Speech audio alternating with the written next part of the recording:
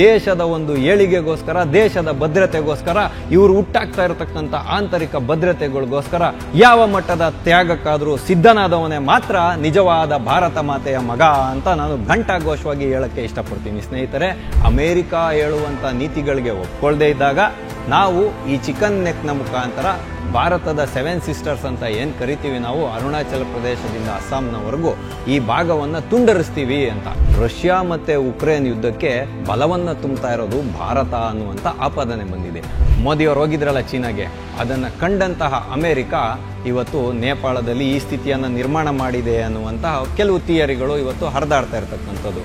ಭಾರತದಲ್ಲಿರ್ತಕ್ಕಂಥ ಬಾಂಗ್ಲಾದೇಶಿಯರನ್ನು ನಾವು ಹುಷಾರಾಗಿ ನೋಡ್ಕೋಬೇಕು ಅನ್ನುವಂಥ ಸಂದೇಶವನ್ನು ಕೊಟ್ಟಿದ್ದ ಇವನು ಯಾರು, ಬಾಂಗ್ಲಾದೇಶದ ಒಬ್ಬ ವಿದೇಶಾಂಗ ಸಚಿವ ಮುಲ್ಲಾ ಮುನೀರ ಇದನ್ನಲ್ಲ, ಅವ್ರ ಮಕ್ಕಳಿಗೆಲ್ಲ ಅಮೆರಿಕದ ನಾಗರಿಕತ್ವ ಮತ್ತು ಅವ್ರ ಪತ್ನಿಗೆಲ್ಲ ನಾಗರಿಕತ್ವವನ್ನು ಕೊಟ್ಟಿರ್ತಕ್ಕಂಥದ್ದು. ನೇಪಾಳದ ದೃಷ್ಟಿಯಿಂದ ನೋಡುವಾಗ 2 ಸಂಭಾವ್ಯಗಳು ಇವತ್ತು ಕಂಡು ಬರ್ತಾ ಇರೋದು.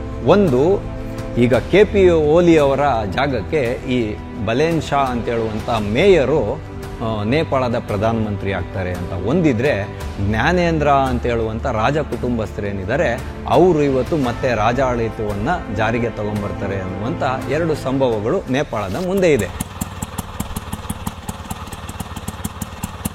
TV ವಿಕ್ರಮದ ಸಮಸ್ತ ವೀಕ್ಷಕರಿಗೆ ಆಟೋವಾಲಾ ಕಾರ್ಯಕ್ರಮಕ್ಕೆ ಆತ್ಮೀಯವಾದ ಸ್ವಾಗತ. ನಾನು ನಿಮ್ಮ ಜಯಂತ್ ಪಾಂಡೆ. ಸ್ನೇಹಿತರೆ, ಆಟೋವಾಲಾ ಕಾರ್ಯಕ್ರಮಕ್ಕೆ ನಾವಿಂದು ಆಯ್ದುಕೊಂಡಂತಹ ವಿಷಯ ಈ ಚಕ್ರವ್ಯೂಹವನ್ನು ಭೇದಿಸಬಲ್ಲದೆ ಭಾರತ. ಹೌದು ಸ್ನೇಹಿತರೆ, ಇಂತಹ ಒಂದು ಗಂಭೀರವಾದ ವಿಷಯವನ್ನು ನಾನಿವತ್ತು ನಿಮ್ಮೊಟ್ಟಿಗೆ ಹಂಚ್ಕೊಳ್ಳೋನಿದ್ದೀನಿ.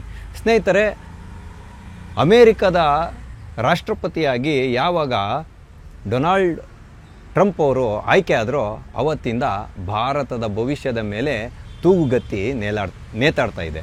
ಹಾಗಾಗಿ ವ್ಯಾಪಾರಿ ಒಪ್ಪಂದಗಳನ್ನು ಅಮೇರಿಕದ ದೃಷ್ಟಿಕೋನದಿಂದ ಭಾರತ ಯಾವಾಗ ನಿರಾಕರಿಸ್ತೋ ಆವಾಗ ಟ್ರಂಪ್ ಭಾರತದ ಮೇಲೆ ಸುಂಕವನ್ನು ಏರಲಿಕ್ಕೆ ಪ್ರಯತ್ನ ಮಾಡಿದ್ರು. ಆದರೆ ಈ ಒಪ್ಪಂದಗಳು ಎಲ್ಲೂ ಮುರಿದು ಬಿದ್ದಿಲ್ಲ.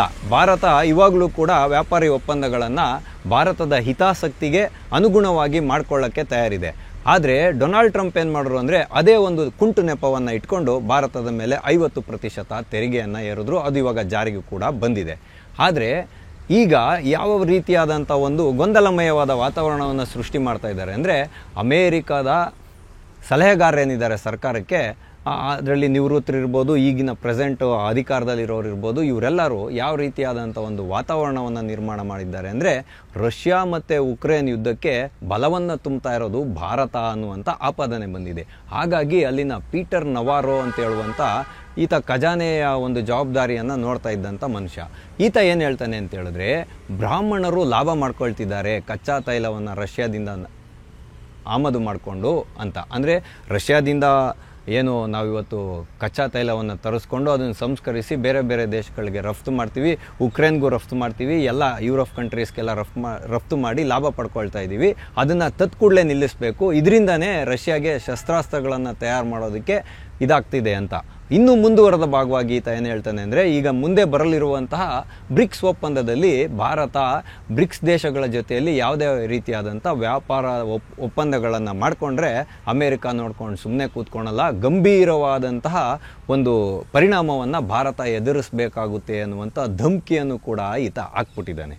ಹಾಗಾಗಿ ಇವತ್ತು ಯಾವ ವಿಧವಾದಂಥ ಒಂದು ಚಕ್ರವ್ಯೂಹವನ್ನು ಭಾರತದ ಸುತ್ತಲೂ ಹೆಣಿಲೆ ಆಗಿದೆ. ಇವತ್ತು ಭಾರತ ಆರ್ಥಿಕವಾಗಿ ಸಬಲವಾಗ್ತಾ ಇರುವಾಗ ನಮ್ಮ ದೇಶದ ಭವಿಷ್ಯವನ್ನು ಯಾವ ರೀತಿಯಲ್ಲಿ ಅಂತಾರಾಷ್ಟ್ರದ ಮಟ್ಟದಲ್ಲಿ ಅದನ್ನು ಪಾತಾಳಕ್ಕೆ ತಗೊಂಡೋಗಬೇಕು ಅನ್ನುವಂತಹ ಭಾರತದ ಆಂತರಿಕ ಭದ್ರತೆಗೆ ಇವತ್ತು ಒಂದು ಭಂಗ ತರುವಂತಹ ಪ್ರಯತ್ನ ನಡೀತಾ ಇರೋದು ಮೇಲ್ನೋಟಕ್ಕೆ ಕಾಣ್ತಾ ಇದೆ. ನಾವು ಇತ್ತೀಚೆಗಷ್ಟೇ ನೋಡಿದ್ವಿ, ಕಳೆದ ಬಾಂಗ್ಲಾದೇಶದಲ್ಲಾದಂಥ ಆಂತರಿಕ ದಂಗೆ. ಅಲ್ಲಿ ಶುರುವಾಗಿದ್ದೇನು ಅಂದರೆ ಒಂದು ಮೀಸಲಾತಿಯ ಒಂದು ಸಣ್ಣ ವಿಷಯ, ಆದರೆ ಅದರ ಹಿಂದೆ ಅಮೇರಿಕದ ಡೀಪ್ ಸ್ಟೇಟ್ಗಳು ಕೆಲಸ ಮಾಡಿದ್ವು ಅನ್ನೋದು ಇವತ್ತು ಜಗಜ್ಜಾಗೀರಾಗಿದೆ. ಶೇಖ್ ಹಸೀನಾ ಅವರ ಸರ್ಕಾರವನ್ನು ಪತನ ಮಾಡಿ ಮೊಹಮ್ಮದ್ ಯೂನಸ್ ಅಂತ ಹೇಳುವಂತಹ ವ್ಯಕ್ತಿ, ಒಬ್ಬ ಮತಾಂಧ ಚಿಂತನೆ ಇರತಕ್ಕಂಥ ಈ ವ್ಯಕ್ತಿ ಇವತ್ತು ಅಲ್ಲಿನ ಹಂಗಾಮಿ ಪ್ರಧಾನಮಂತ್ರಿಯಾಗಿ ಇದನ್ನು ಅಂದರೆ ಸ್ವಘೋಷಿತ ಪ್ರಧಾನಮಂತ್ರಿ ಅಥವಾ ಸಲಹೆಗಾರ ಈ ರೀತಿಯಾಗಿ ಹೇಳ್ಕೊಳ್ತಾರೆ ವ್ಯಕ್ತಿ. ಹೇಳ್ಕೊಂಡು ಇವತ್ತು ಬಾಂಗ್ಲಾದೇಶನ ತನ್ನ ಹಿಡಿತದಲ್ಲಿ ಇಟ್ಕೊಂಡಿರೋದಲ್ಲದೆ ಇವತ್ತು ಪಶ್ಚಿಮ ಬಂಗಾಳದಲ್ಲಿ ಯಾವಾಗ ಗಲಾಟೆಗಳಾಯಿತೋ ಅಲ್ಲಿನ ವಿದೇಶಾಂಗ ಸಚಿವ ಭಾರತಕ್ಕೆ ಒಂದು ಮಾತನ್ನು ಹೇಳಿದ್ದ, ಭಾರತದಲ್ಲಿರ್ತಕ್ಕಂಥ ಬಾಂಗ್ಲಾದೇಶಿಯರನ್ನು ನಾವು ಹುಷಾರಾಗಿ ನೋಡ್ಕೋಬೇಕು ಅನ್ನುವಂಥ ಸಂದೇಶವನ್ನು ಕೊಟ್ಟಿದ್ದ ಇವನು. ಯಾರು? ಬಾಂಗ್ಲಾದೇಶದ ಒಬ್ಬ ವಿದೇಶಾಂಗ ಸಚಿವ. ಈ ಬಾಂಗ್ಲಾದೇಶದ ಸರ್ಕಾರ ಪತನ ಆಗಿದ್ದು ಯಾಕೆ ಅನ್ನೋದು ಒಂದು ಕುತೂಹಲಕಾರಿಯಾದ ವಿಷಯ. ಅಲ್ಲಿ ಸೇಂಟ್ ಮಾರ್ಟಿನ್ ಅಂತ ಒಂದು ದ್ವೀಪ ಇದೆ. ಆ ದ್ವೀಪದಲ್ಲಿ ಅಮೇರಿಕ ತನ್ನ ಸೇನಾ ನೆಲೆಯನ್ನು ಮಾಡಬೇಕಾಗಿತ್ತು. ಅದಕ್ಕೆ ಶೇಖ್ ಹಸೀನಾ ಅವರು ಒಪ್ಕೊಳ್ಳಿಲ್ಲ ಅನ್ನೋವಂಥ ಒಂದೇ ಒಂದು ಕಾರಣವನ್ನು ಇಟ್ಕೊಂಡು ಡೊನಾಲ್ಡ್ ಲೂ ಮತ್ತು ಪೀಟರ್ ಹಾಸ್ ಅಂತ ಹೇಳುವಂತಹ ಈ ಅಮೇರಿಕದ ರಾಜದೂತರು ಅಂತ ಏನು ಹೇಳ್ತಾರೆ, ಅವರು ಈ ಎಲ್ಲ ಕೈವಾಡಗಳನ್ನು ಮಾಡಿ ಇವತ್ತು ಶೇಖ್ ಹಸೀನಾ ಸರ್ಕಾರವನ್ನು ಪತನ ಮಾಡಿದ್ದು ಇದೆಲ್ಲರಿಗೂ ಗೊತ್ತಿದೆ. ಆದರೆ ನೇಪಾಳದಲ್ಲಿ ಇತ್ತೀಚೆಗಷ್ಟೇ ಒಂದು ಘಟನೆ ನಡೆದಿತ್ತು. ಇಲ್ಲಿನ ಪ್ರಜಾತಂತ್ರ ವ್ಯವಸ್ಥೆಯಲ್ಲಿ ನಮಗೆ ನಂಬಿಕೆ ಇಲ್ಲ, ಹಾಗಾಗಿ ರಾಜಾಡಳಿತವನ್ನೇ ಮತ್ತೆ ಜಾರಿಗೆ ತೊಗೊಂಬರಬೇಕು ಅಂತ ದೊಡ್ಡ ಮಟ್ಟದ ಆಂದೋಲನ ನಡೆದಿತ್ತು. ಅದರಲ್ಲಿ ಹಲವಾರು ಜನರಿಗೆ ಗಾಯ ಆಯಿತು, 2 ಸಾವು ಕೂಡ ಆಗಿತ್ತು. ಆದರೆ ಇವತ್ತು ಕಾಠ್ಮಾಂಡುವಿನ ಮೇಯರ್ ಅಂತ ಒಬ್ಬರಿದ್ದಾರೆ.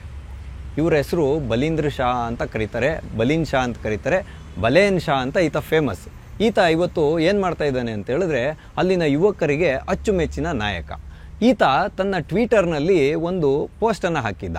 ಏನಂತ ಹೇಳಿದ್ರೆ, ಈತ ಅಲ್ಲಿನ KP ಓಲಿ ಶರ್ಮಾ ಅವರಿದ್ರಲ್ಲ, ಈಗಿನ ಪ್ರಧಾನಮಂತ್ರಿಗಳು ನೇಪಾಳದಲ್ಲಿ, ಪ್ರಸ್ತುತ ಅವರು ಇವಾಗ ಪ್ರಧಾನಮಂತ್ರಿಗಳು. ಆದರೆ ಅವರು ಇವತ್ತು ಪಲಾಯನ ಮಾಡುವಂತಹ ಒಂದು ಪರಿಸ್ಥಿತಿ ಎದುರಾಗಿದೆ. ಅವರು ಇವಾಗ ಪಲಾಯನ ಆಗಿದ್ದಾರೆ, ಅಲ್ಲಿಲ್ಲ. ಅವರು ಬೇರೆ ಎಲ್ಲೋ ಹೋಗಿದ್ದಾರೆ, ಚೀನಾಗೆ ಹೋಗಿದ್ದಾರೆ ಅಥವಾ ದುಬೈಗೆ ಹೋಗಿದ್ದಾರೆ ಅನ್ನುವಂಥ ಮಾತುಗಳಿದೆ. ಸೇನೆ ಅವ್ರನ್ನ ರಕ್ಷಣೆ ಮಾಡಿ ಕಳಿಸಿದೆ. ಆದರೆ ಈ ವ್ಯಕ್ತಿ ಏನು ಹೇಳಿದ್ದ ಅಂದರೆ, ಗ್ರೇಟರ್ ನೇಪಾಳ ಅನ್ನುವಂಥ ಒಂದು ವಿಷಯವನ್ನು ಇಟ್ಕೊಂಡು ಯಾವಾಗ ಈ ಮೊಹಮ್ಮದ್ ಯೂನಸ್ಸು ಮತ್ತು ಚೀನಾ, ಪಾಕಿಸ್ತಾನ ಇವರೆಲ್ಲ ಟ್ರೇಡ್ ಡೀಲ್ಗಳು ಅಂದರೆ ವ್ಯಾಪಾರಿ ಒಪ್ಪಂದಗಳನ್ನು ಮಾಡ್ಕೊಳ್ತಾ ಇದ್ರು, ಆವಾಗ ಲಿಪುಲೇಕ್ ಅಂತ ಒಂದು ಪ್ರದೇಶ ಇದೆ. ಇದು ಭಾರತಕ್ಕೆ ಸಂಬಂಧಪಟ್ಟಿರುವಂತಹ ವಿಷಯ. ಇದನ್ನು ನೀವು ಯಾವುದೇ ಕಾರಣಕ್ಕೂ ಬಿಟ್ಕೊಡ್ಬಾರ್ದು ಭಾರತಕ್ಕೆ. ಹಾಗಾಗಿ ನಾನು ಗ್ರೇಟರ್ ನೇಪಾಳ ಮಾಡ್ತೀನಿ ಅಂತ ಹೇಳುವಂಥ ವಿಷಯವನ್ನು ಮುನ್ನೆಲೆಗೆ ತಂದಿದ್ದ. ಹಾಗಾಗಿ ಈತ ಮೇಯರ್ ಆಗಿರುವಾಗ ಕೆಲವು ಸುಧಾರಣೆಗಳನ್ನು ಮಾಡಿರೋದು ವಿಷಯಗಳನ್ನು ಇಟ್ಕೊಂಡು ಇವಾಗ ಜೆನ್ಜಿ ಅಂತ ಏನು ಸಾಮಾಜಿಕ ಜಾಲತಾಣಗಳ ಮೇಲೆ ನಿರ್ಬಂಧ ಹಾಕಿದರೆ, ಆ ಒಂದು ಸಣ್ಣ ಎಳೆಯನ್ನು ಇಟ್ಕೊಂಡು ಈ ಸಂಪೂರ್ಣ ಶಾಂತಿಯುತವಾಗಿ ನಡೀತಾ ಇದ್ದಂಥ ಪ್ರತಿಭಟನೆಯನ್ನು ಈತ ಹೈಜಾಕ್ ಮಾಡ್ದ. ಯುವಕರು ಇವನು ಹೇಳ್ದಂಗೆ ಕೇಳಿದ್ರು, ಆಂತರಿಕ ದಂಗೆ ಶುರುವಾಯಿತು. ಈಗ ನೇಪಾಳಕ್ಕೆ ಸಂಬಂಧಪಟ್ಟಂತೆ 2 ವಿಧವಾದಂತಹ ಒಂದು ಥಿಯರಿಗಳು ನಡೀತಾ ಇರ್ತಕ್ಕಂಥದ್ದು, ಅಂದರೆ 2 ವಿಧವಾದಂಥ ಸಂಭವಗಳಿದೆ ಅಂತ ನಾವು ಹೇಳ್ಬೋದು. ಮೊಟ್ಟ ಮೊದಲನೆಯದಾಗಿ ಈ ರಿಜಿಮ್ ಚೇಂಜ್ ಅಂತ ಹೇಳಿದ್ರೆ ಏನಂದರೆ, ಈ ಅಮೇರಿಕದ ಡೀಪ್ ಸ್ಟೇಟ್ ಏನು ಮಾಡುತ್ತೆ ಅಂದರೆ, ತನ್ನ ದೇಶದ ಭವಿಷ್ಯವನ್ನು ಸುಭದ್ರವಾಗಿ ಇಟ್ಕೊಳ್ಳೋಕ್ಕೆ, ಬಲಿಷ್ಠವಾಗಿ ಇಟ್ಕೊಳ್ಳೋದಕ್ಕೋಸ್ಕರ ಏನು ಮಾಡುತ್ತೆ, ತನ್ನ ಡಾಲರ್ ರೇಟಲ್ಲಿ ಸ್ಥಿರತೆಯನ್ನು ಕಾಯ್ದುಕೊಳ್ಳೋದಕ್ಕೋಸ್ಕರ ತಾನು ಮಾಡುವಂಥ ವ್ಯಾಪಾರಿ ಒಪ್ಪಂದಗಳಿಗೆ ಯಾರಾದರೂ ಒಪ್ಕೊಳ್ಳದೇ ಇದ್ದರೆ, ತನ್ನ ಸೇನಾ ನೆಲೆಗಳನ್ನು ಸ್ಥಾಪಿಸೋಕ್ಕೆ ಬಿಡದೇ ಇದ್ದರೆ, ಅಂಥ ರಾಷ್ಟ್ರದಲ್ಲಿರತಕ್ಕಂಥ ಆಡಳಿತಾರೂಢ ಸರ್ಕಾರವನ್ನು ಬದಲಾವಣೆ ಮಾಡಿ ಅಲ್ಲಿ ಬೇರೆ ಸರ್ಕಾರವನ್ನು ಅಸ್ತಿತ್ವಕ್ಕೆ ತರೋದಕ್ಕೆ ರಿಜಿಮ್ ಚೇಂಜರ್ ಅಂತ ಹೇಳ್ತಾರೆ. ಅದು 2-3 ರೀತಿಯಲ್ಲಿ ನಡೆಯುತ್ತೆ. ಒಂದು, ಆ ಅಧಿಕಾರಾರೂಢ ಸರ್ಕಾರದಲ್ಲಿರುವಂಥ ಜನಗಳನ್ನು ತನ್ನ ಕಪಿಮುಷ್ಟಿಯಲ್ಲಿ ಇಟ್ಕೊಂಡು ಅಧಿಕಾರವನ್ನು ನಡೆಸ್ತಕ್ಕಂಥದ್ದು. ಅಂದರೆ ಅಮೇರಿಕ ಹೇಳ್ದಂಗೆ ಇಲ್ಲಿ ಆಯ್ಕೆ ಆಗಿರುವಂಥ ಜನಪ್ರತಿನಿಧಿಗಳು ಆ ಅಧಿಕಾರವನ್ನು ನಡೆಸ್ತಾರೆ. ಅಥವಾ ಮೇಲೆ ಪ್ರಧಾನಮಂತ್ರಿ, ಈ ರಾಷ್ಟ್ರಪತಿ ಈ ಥರ ಏನಿರ್ತಾರೆ ಅವರನ್ನು ಸ್ಥಾನಪಲ್ಲಟ ಮಾಡೋದ್ರ ಮುಖಾಂತರ, ಇವರ ಅಣತಿಯ ಮೇಲೆ ನಡೆಯುವಂಥ ಪ್ರಧಾನಮಂತ್ರಿಯನ್ನು ನೇಮಕ ಮಾಡೋದ್ರ ಮುಖಾಂತರ ಅಲ್ಲಿನ ಸರ್ಕಾರವನ್ನು ಹಿಡಿತಕ್ಕೆ ತಗೊತಾರೆ. ಇಲ್ಲಾಂದರೆ ಸಂಪೂರ್ಣವಾಗಿ ಸರ್ಕಾರವನ್ನೇ ಕಿತ್ತು ಬಿಸಾಕುವಂಥ ಮಟ್ಟಿಗೆ ಒಂದು ಷಡ್ಯಂತ್ರವನ್ನು ರಚನೆ ಮಾಡ್ತಾರೆ. ಇದು ಡೀಪ್ ಸ್ಟೇಟ್ ಮಾಡ್ತಾ ಇರ್ತಕ್ಕಂಥ ಕೆಲಸ. ಇದರಲ್ಲಿ ಯಾವುದೇ ಮುಚ್ಚುಮರೆ ಇಲ್ಲ. ನೇಪಾಳದ ದೃಷ್ಟಿಯಿಂದ ನೋಡುವಾಗ 2 ಸಂಭಾವ್ಯಗಳು ಇವತ್ತು ಕಂಡು ಬರ್ತಾ ಇರೋದು. ಒಂದು, ಈಗ KP ಓಲಿ ಅವರ ಜಾಗಕ್ಕೆ ಈ ಬಲೇನ್ ಶಾ ಅಂತ ಹೇಳುವಂಥ ಮೇಯರು ನೇಪಾಳದ ಪ್ರಧಾನಮಂತ್ರಿ ಆಗ್ತಾರೆ ಅಂತ ಒಂದಿದ್ರೆ, ಜ್ಞಾನೇಂದ್ರ ಅಂತ ಹೇಳುವಂಥ ರಾಜ ಕುಟುಂಬಸ್ಥರೇನಿದ್ದಾರೆ ಅವರು ಇವತ್ತು ಮತ್ತೆ ರಾಜಾಡಳಿತವನ್ನು ಜಾರಿಗೆ ತಗೊಂಬರ್ತಾರೆ ಅನ್ನುವಂಥ 2 ಸಂಭವಗಳು ನೇಪಾಳದ ಮುಂದೆ ಇದೆ. ಆದರೆ ಜ್ಞಾನೇಂದ್ರ ಅವರು ಯಾವ ರೀತಿಯಾದ ಆಡಳಿತವನ್ನು ನಡೆಸ್ಕೊಂಡು ಹೋಗ್ತಾರೆ ಅನ್ನೋದ್ರ ಮೇಲೆ ಇವತ್ತು ಭಾರತದ ಒಂದು ಭವಿಷ್ಯ ನಿರ್ಧಾರ ಆಗುತ್ತೆ. ಅದು ಬಿಟ್ಟು ಈ ಬಲೇನ್ ಶಾ ಅಂತ ಹೇಳುವಂಥ ಈ ವ್ಯಕ್ತಿ ಇದ್ದಾರಲ್ಲ, ಇವರು ಕೂಡ ಯಾವ ರೀತಿಯಾಗಿ ಅಧಿಕಾರವನ್ನು ನಡೆಸ್ತಾರೆ ಅನ್ನೋದ್ರ ಮೇಲೆ ಭಾರತದ ಭದ್ರತೆಗೆ ಒಂದಷ್ಟು ಬಲ ಬರ್ಬೋದು. ಹಾಗಾಗಿ ಈ ಬಲೇನ್ ಶಾ ಅಂತ ಹೇಳೋರು ಅಮೇರಿಕಾಗೆ ಫೇವರ್ ಆಗಿರುವಂತಹ ವ್ಯಕ್ತಿ, ಅಂದರೆ ಅಮೇರಿಕಾದ ಬಗ್ಗೆ ತುಂಬ ಒಲವಿರುವಂಥ ವ್ಯಕ್ತಿ ಅಂತ ಇವತ್ತು ಏನು ಹೇಳಲಾಗ್ತಾ ಇದೆ. ಈತ ಕೂಡ ಅಮೇರಿಕಾದ ಸರ್ಕಾರದೊಂದಿಗೆ, ಡೀಪ್ ಸ್ಟೇಟ್ಸ್ನ ಒಂದಿಗೆ ಸಂಪರ್ಕವನ್ನು ಇಟ್ಕೊಂಡಿದ್ದಾರೆ. ಹಾಗಾಗಿ ಇವತ್ತು ಅಲ್ಲಿ ಹಿಂಸಾಚಾರಗಳು ನಡೆದಿದೆ ಅಂತ. ಯಾಕೆಂದರೆ ಕೇವಲ KP ಓಲಿ ಅವರು ರಾಜೀನಾಮೆ ಕೊಡಬೇಕು ಅಂದಿದ್ರೆ ಇಷ್ಟೆಲ್ಲ ಪ್ರಶ್ನೆ ಬೇಕಾಗಿರಲಿಲ್ಲ. ರಾಜೀನಾಮೆ ಕೊಟ್ಟಾದ ಮೇಲೂ ಕೂಡ ಅಲ್ಲಿ ಮಾಜಿ ಪ್ರಧಾನಮಂತ್ರಿಗಳಿರ್ಬೋದು, ಹಾಲಿಯಲ್ಲಿ ಇರುವಂತಹ ಯಾರ್ಯಾರು ಸಚಿವರುಗಳಿರ್ಬೋದು, ಬೀದಿಯಲ್ಲಿ ಹಿಡಿದು ವಿವಸ್ತ್ರಗೊಳಿಸಿ ಅವ್ರನ್ನ ಥಳಿಸಲಾಗ್ತಾ ಇದೆ. ಆದರೆ ರಾಜನಾಥ್ ಅಂತ ಹೇಳುವಂತಹ ಮಾಜಿ ಪ್ರಧಾನಿಗಳ ಪತ್ನಿಯನ್ನು ಸಜೀವವಾಗಿ ದಹನ ಮಾಡಿದೆ ಅಂತ ಇವತ್ತು ಸುದ್ದಿ ಬರ್ತಿದೆ. ಹಾಗಾಗಿ ನಾವು ನೋಡ್ಬೋದು, ಈ ಎಲ್ಲ ಭಾರತದ ಸುತ್ತಮುತ್ತ ನಡೀತಾ ಇರುವಂತಹ ಎಲ್ಲ ಸನ್ನಿವೇಶಗಳನ್ನು ನಾವು ನೋಡಿದಾಗ ಭಾರತ ಸ್ಪಷ್ಟವಾಗಿ ತಿಳ್ಕೊಂಡಿತ್ತು ತನಗೆ 3 ಮಂದಿ ಮಾತ್ರ ಪ್ರಬಲ ಶತ್ರುಗಳು ಅಂತ. ಒಂದನೇದು ಪಾಕಿಸ್ತಾನ, ಇನ್ನೊಂದು ಚೀನಾ, ಇನ್ನೊಂದು ಬಾಂಗ್ಲಾದೇಶ ಅಂತ. ಆದರೆ ಮಮತಾ ದೀದಿಯವರ ವರ್ತನೆ ನೋಡುವಾಗ ಈ ಎಲ್ಲ ಒಂದು ಷಡ್ಯಂತ್ರಗಳನ್ನು ನಾವು ಸೇರಿಸ್ತಾ ಹೋದಾಗ ನಿಜವಾದ ಚಿತ್ರಣವನ್ನು ನೆನೆಸ್ಕೊಂಡ್ರೆ ಯಾರು ದೇಶಪ್ರೇಮಿ ಭಾರತ ಏನಿರ್ತಾನೋ ಅವನಿಗೆ ಒಂದು ರೀತಿಯಾದಂಥ ಭಯ ನಿರ್ಮಾಣ ಆಗುತ್ತೆ, ನನ್ನ ದೇಶ ಯಾವ ಸ್ಥಿತಿಗೆ ಹೋಗುತ್ತೆ ಅಂದ್ರೆ. ಹಾಗಾಗಿ ಇವತ್ತು ಈ ನಾವು ಚಿಕನ್ ನೆಕ್ ಅಂತ ಏನು ಹೇಳ್ತೀವಿ, ಸಿಕ್ಕಿಮು ಮತ್ತು ನೇಪಾಳ ಮತ್ತು ಬಾಂಗ್ಲಾದೇಶದ ಮಧ್ಯದಲ್ಲಿರುವಂಥ ಚಿಕನ್ ನೆಕ್, ಇದು 21ರಿಂದ 32 ಕಿಲೋಮೀಟರ್ ಅಷ್ಟೇ ಅಗಲ ಇರೋದು. ಇಲ್ಲಿ ಈ ಮತಾಂಧರ, ಬಾಂಗ್ಲಾದೇಶದ ಮತಾಂಧರ ಸಂಪೂರ್ಣ ಆಕ್ರಮಣ ಇದೆ. ಹಾಗಾಗಿ ಇವತ್ತು ನಮ್ಮಲ್ಲಿರುವಂಥ ಎಡಚರ ಸರ್ಕಾರಗಳು ಇವ್ರಿಗೆ ದೇಶದ ಭವಿಷ್ಯದ ದೃಷ್ಟಿಯಿಂದ, ಭದ್ರತೆ ದೃಷ್ಟಿಯಿಂದ ಯಾವುದೇ ಕೆಲಸ ಮಾಡೋಕ್ಕೆ ಹೋದ್ರೂ ಆಡಳಿತಾರೂಢ ಸರ್ಕಾರಗಳಿಗೆ ಸಹಕಾರ ಕೊಡೋದೇ ಇಲ್ಲ. ಹಾಗಾಗಿ ಮಾರ್ಚ್ನಲ್ಲಿ ಮೊಹಮ್ಮದ್ ಯೂನಸ್ಸು ನೇಪಾಳಕ್ಕೆ ಹೋಗಿರ್ತಾನೆ. ಹೋಗಿದ್ದಾಗ ಈತ ಏನು ಮಾಡ್ತಾನೆ ಅಂದರೆ ಅಲ್ಲಿ ಒಂದು ವ್ಯಾಪಾರಿ ಒಪ್ಪಂದ ಆಗುತ್ತೆ. ಈ ಚಿಕನ್ ನೆಕ್ನ ಮುಖಾಂತರ ಚೀನಾಗೆ ಸಂಪರ್ಕವನ್ನು, ನೇಪಾಳಕ್ಕೆ ಮತ್ತು ಚೀನಾಗೆ ಸಂಪರ್ಕವನ್ನು ಸಾಧಿಸೋದು ತುಂಬ ಸುಲಭ ವ್ಯಾಪಾರಕ್ಕೋಸ್ಕರ. ಹಾಗಾಗಿ ಈತ ಏನು ಮಾಡ್ತಾನೆ ಅಂದರೆ ಈ ಚಿಕನ್ ನೆಕ್ಕನ್ನು ಏನಾದರೂ ಮಾಡಿ ವಶಕ್ಕೆ ಪಡೆದುಕೊಂಡ್ಬಿಟ್ರೆ ಇಲ್ಲಿ ಬಿಂದುಗಳನ್ನು ನಾವು ಸೇರಿಸ್ಬೇಕಾಗಿರೋದು.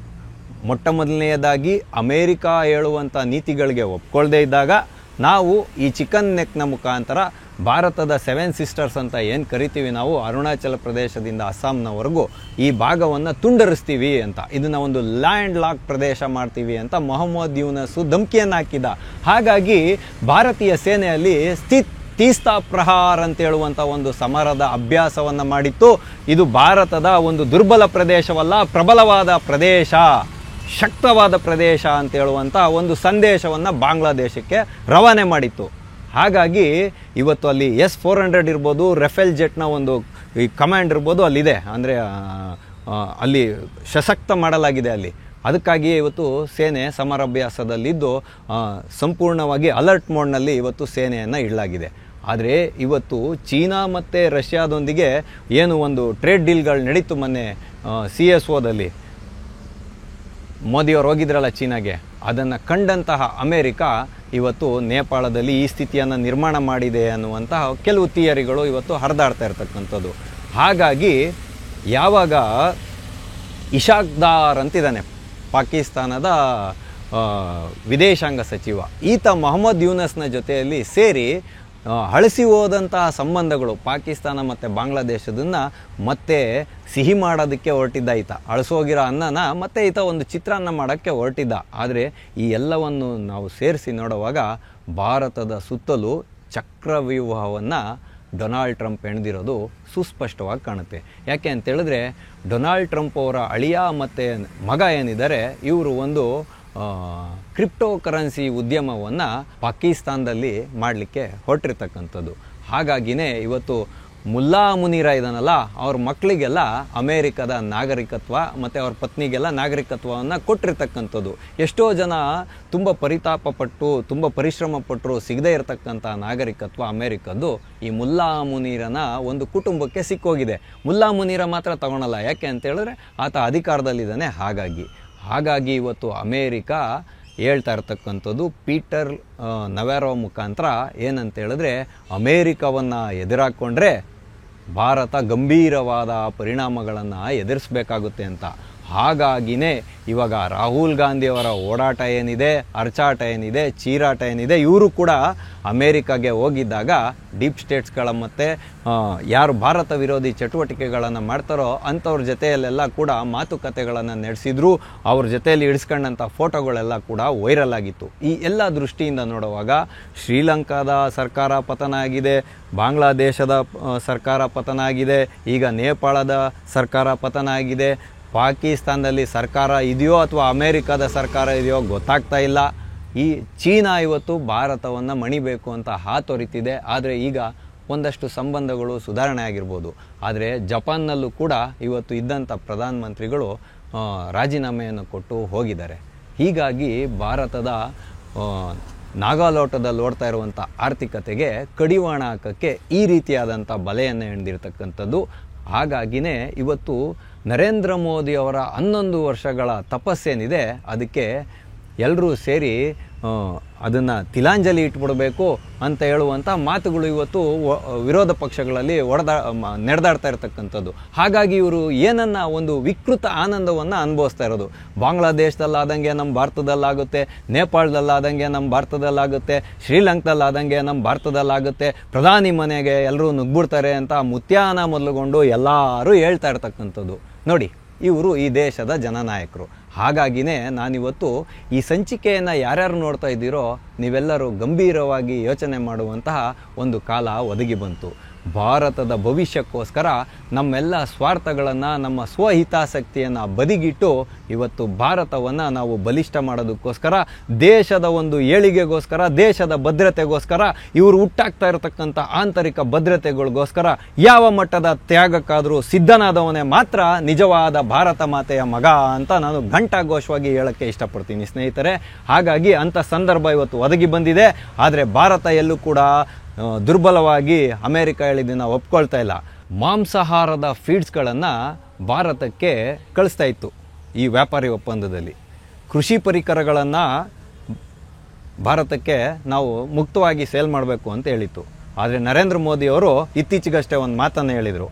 ಗೋಮಾತೆಯನ್ನು ನಾವು ಮಾತೆ ಅಂತ ಪೂಜೆ ಮಾಡ್ತೀವಿ, ಅಂಥ ಗೋಮಾತೆಗೆ ನಾವು ಹೈನೋದ್ಯಮದಲ್ಲಿ ನಿಮ್ಗೆ ಯಾವುದೇ ರೀತಿಯಾದಂಥ ಮುಕ್ತ ಅವಕಾಶವನ್ನು ಕೊಡಲ್ಲ. ಹಾಗಾಗಿ ಅಮೇರಿಕನ್ರು ಏನು ಮಾಡ್ತಾರೆ ಅಂದರೆ ಮಾಂಸಾಹಾರದ ಫೀಡ್ಗಳನ್ನು ಗೋವುಗಳಿಗೆ ತಿನ್ನಿಸೋದ್ರ ಮುಖಾಂತರ ಹಾಲನ್ನು ಕರೀತಾರೆ. ಭಾರತದಲ್ಲಿ ಆ ಅಭ್ಯಾಸ ಇಲ್ಲ. ಹಾಗಾಗಿ ಅದು ನಮಗೆ ವರ್ಜಿತವಲ್ಲ, ಅದನ್ನು ನಾವು ಬಿಟ್ಬಿಟ್ಟಿದ್ದೀವಿ. ಆದರೆ ಭಾರತ ಅಂತ ಹೇಳ್ತಕ್ಕಂಥದ್ದು ಕೃಷಿ ಪ್ರಧಾನವಾದ ದೇಶ. ನಮ್ಮ ದೇಶದ ರೈತರ ಒಂದು ಭದ್ರತೆಗೆ ಧಕ್ಕೆ ಬರುವಂಥ ಯಾವ ಕೆಲಸವನ್ನು ನಾನು ಮಾಡೋದಿಲ್ಲ. ಆದರೆ ವೈಯಕ್ತಿಕ ನಿಂದನೆಗಳನ್ನು ಎದುರಿಸಿ ನನ್ನ ತಲೆದಂಡವಾದರೂ ಪರವಾಗಿಲ್ಲ, ನಾನು ಇರೋವರೆಗೂ ರೈತರ ಹಿತಾಸಕ್ತಿಯನ್ನು ಕಾಯ್ತೀನಿ ಅಂತ ಹೇಳುವಂಥ ಮಾತುಗಳನ್ನು ಹೇಳಿದರು. ಹಾಗಾಗಿ ಇವತ್ತು ಭಾರತ ಎಚ್ಚರಿಕೆಯ ಹೆಜ್ಜೆಗಳನ್ನು ಇಡುತ್ತೆ. ಡೊನಾಲ್ಡ್ ಟ್ರಂಪ್ ಅವರು ಏನು ತಿಳ್ಕೊಂಡಿರ್ಬೋದು, ಭಾರತದ ಸಾಕಷ್ಟು ಇನ್ವೆಸ್ಟ್ಮೆಂಟ್, ಹೂಡಿಕೆ ಅಮೇರಿಕಾದಲ್ಲಿದೆ. ಅದನ್ನೆಲ್ಲ ವಾಪಸ್ ಪಡ್ಕೊಳ್ಳೋ ಅಂತಹ ಸಂಭವವೂ ಕೂಡ ಭಾರತದ ಮುಂದೆ ಇದೆ. ಆದರೆ ನಾವೆಲ್ಲರೂ ಕಾದು ನೋಡೋಣ. ಮಣಿಪುರದಂತಹ ಸಣ್ಣ ವಿಷಯವನ್ನು ಇಟ್ಕೊಂಡು, SIRನಂತಹ ಅಂದರೆ ಮತಪಟ್ಟಿಯ ಪರಿಷ್ಕರಣೆಯ ಸಣ್ಣ ವಿಷಯವನ್ನು ಇಟ್ಕೊಂಡು, ಅಕ್ರಮ ವಲಸಿಗರನ್ನು ಹೊರಗಡೆ ಹಾಕ್ತಾರೆ ಅಂತ ಹೇಳುವಂಥ ವಿಷಯವನ್ನು ಇಟ್ಕೊಂಡು, ರೈತರ ಹೋರಾಟವನ್ನು ಇಟ್ಕೊಂಡು, ಯಾವುದೇ ಒಂದು ಎಳೆ ಇವತ್ತಲ್ಲಿ ಸಾಮಾಜಿಕ ಜಾಲತಾಣಗಳನ್ನು ನಿಯಂತ್ರಣಕ್ಕೆ ತರಬೇಕು ಅನ್ನೋ ವಿಷಯ ಇಟ್ಕೊಂಡು ಇವತ್ತು ನೇಪಾಳದಲ್ಲಿ ಯಾವ ವಿಧವಾಗಿ ಸರ್ಕಾರವನ್ನು ಅಸ್ಥಿರಗೊಳಿಸಲಾಯಿತೋ ಅದೇ ರೀತಿಯಾದ ಒಂದು ಸಂಚನ್ನು ಭಾರತದಲ್ಲೂ ಕೂಡ ಮಾಡಲಾಗುತ್ತೆ ಅನ್ನುವಂತಹ ಒಂದು ಪ್ರಬಲವಾದ ಅನುಮಾನ ಇವತ್ತು ಎಲ್ಲ ಕಡೆಗೆ ವ್ಯಕ್ತ ಆಗ್ತಾ ಇರ್ತಕ್ಕಂಥದ್ದು. ಹಾಗಾಗಿ ಸ್ವದೇಶಿ ಮಂತ್ರಕ್ಕೆ ನಾವೆಲ್ಲರೂ ಇವತ್ತು ಅಣಿಯಾಗಬೇಕು. ಭಾರತದಲ್ಲೇ ತಯಾರಾದಂತಹ ಭಾರತೀಯ ಕಂಪನಿಗಳಿರ್ಬೋದು ಅಥವಾ ಭಾರತದಲ್ಲೇ ಹೂಡಿಕೆ ಮಾಡಿದಂತಹ ಕಂಪನಿಯ ವಸ್ತುಗಳನ್ನು ಮಾತ್ರ ನಾವು ತಗೊಳ್ಬೇಕು. ಆಮದಾದಂಥ ವಸ್ತುಗಳನ್ನು ಕೊಂಡ್ಕೊಳ್ಳೋದನ್ನ ತುಂಬ ಕಡಿಮೆ ಮಾಡಬೇಕು ಅಂತ ಹೇಳುವಂಥ ವಿಷಯ ಇದೆ. ಹಾಗಾಗಿ ಭಾರತದ ವಿಷಯ ಬಂದಾಗ, ದೇಶದ ಭದ್ರತೆಯ ವಿಷಯ ಬಂದಾಗ ಯಾರು ದೇಶಕ್ಕೆ ಎಂಥ ವಿಧವಾದ ತ್ಯಾಗವನ್ನು ಮಾಡಲಿಕ್ಕೂ ಕೂಡ ಸಿದ್ಧ ಆಗ್ತಾನೋ ಅವನೇ ನಿಜವಾದ ಭಾರತೀಯ. ಹಾಗಾಗಿ ಭಾರತ ಮಾತೆ ಅಂದು ಕೂಡ ವಿಶ್ವಗುರುವೇ ಆಗಿದ್ಲು, ಇಂದು ಕೂಡ ವಿಶ್ವಗುರುವೇ ಆಗಿದ್ದಾಳೆ, ಮುಂದೂ ಕೂಡ ವಿಶ್ವಗುರು ಹಾಗೇ ಇರ್ತಾರೆ ಅಂತ ಹೇಳುವಂಥ ಒಂದು ಆಶಯವನ್ನು ನಮ್ಮೆಲ್ಲರ ಮುಂದೆ ಇಟ್ಕೊಳ್ಳೋಣ. ಹಾಗಾಗಿ ಈ ವ್ಯೂಹವನ್ನು, ಚಕ್ರವ್ಯೂಹವನ್ನು ಭಾರತ ಭೇದಿಸುತ್ತೆ, ತನ್ನ ದೇಶದ ಭದ್ರತೆಯನ್ನು ಕೊಂಡೇ ಅಂತ ಹೇಳುವಂಥ ವಿಷಯವನ್ನು ನಿಮ್ಮೆಲ್ಲರೊಂದಿಗೆ ಇಡುವುದರ ಮುಖಾಂತರ ಇಂದಿನ ಆಟೋವಾಲ ಕಾರ್ಯಕ್ರಮವನ್ನು ನಾವು ಮುಗಿಸ್ತಾ ಇದ್ದೇವೆ. ಮುಂದೆ ಇಂತಹದ್ದೇ ಒಂದು ಕುತೂಹಲಕಾರಿಯಾದ ವಿಷಯದೊಂದಿಗೆ ನಾವೆಲ್ಲರೂ ಮತ್ತೆ ಭೇಟಿಯಾಗೋಣ. ಅಲ್ಲಿವರೆಗೂ TV ವಿಕ್ರಮವನ್ನು ಸಬ್ಸ್ಕ್ರೈಬ್ ಮಾಡುವುದರ ಮುಖಾಂತರ, ನಿಮ್ಮ ಸದ್ವಿಚಾರಗಳನ್ನು ಕಾಮೆಂಟ್ ಮಾಡುವುದರ ಮುಖಾಂತರ ಹಾಗೂ ಶೇರ್ ಮಾಡುವುದರ ಮುಖಾಂತರ ನಮ್ಮನ್ನು ಪ್ರೋತ್ಸಾಹಿಸಿ. TV ವಿಕ್ರಮ, ದೇಶ ನಿಮ್ಮ ಕೈಯಲ್ಲಿ. ಈ ಕಾರ್ಯಕ್ರಮ ನಿಮಗೆ ಇಷ್ಟ ಆಗಿದ್ದಲ್ಲಿ ಲೈಕ್, ಶೇರ್ ಹಾಗೂ ಕಮೆಂಟ್ ಮಾಡಿ. TV ವಿಕ್ರಮದ ಕಾರ್ಯಕ್ರಮಗಳನ್ನು ನಿರಂತರವಾಗಿ ವೀಕ್ಷಿಸಲು ಸಬ್ಸ್ಕ್ರೈಬ್ ಮಾಡಿ, ಬೆಲ್ ಐಕಾನ್ ಒತ್ತಿ.